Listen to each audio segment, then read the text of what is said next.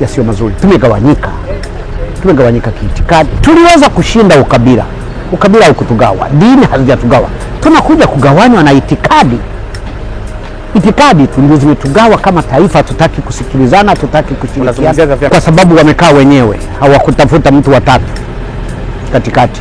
Wanapogombana wawili hawawezi kujiamua wenyewe.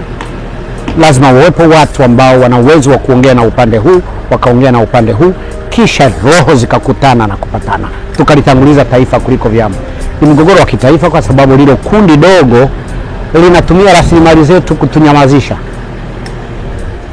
Na nimekumbuka, nimewahi kusema, nyinyi huwa mnanifuatilia sana, katika taifa letu hivi sasa kuna watu ambao wamejipa leseni ya kuua. Yaani hawapati tabu kuua, wako tayari kuua, wamejipa leseni ya kuua. Lakini sasa hatujapata watu walio tayari kufa. Siku walio tayari kufa wakipatikana, kama walio tayari kuua walivyo, taifa hili litapata madhara makubwa sana. Kuna watu wako tayari kuua, wana leseni ya kuua. Kikanyaga barabarani watakukata miguu, fanya nini, wako tayari. Sasa kinachokozekana ni walio tayari kukatwa miguu. Siku wakipatikana hao, itakuwa tabu sana katika taifa hili. Wanazungumza vitu vya kawaida.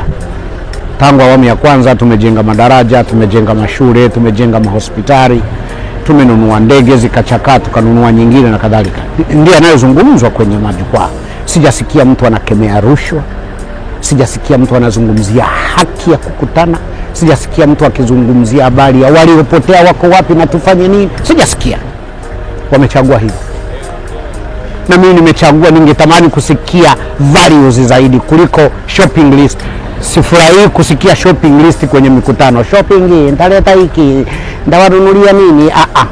Ningependa nitawawezesha nyinyi. Nitawapa uhuru wa nyinyi kujitafutia hicho.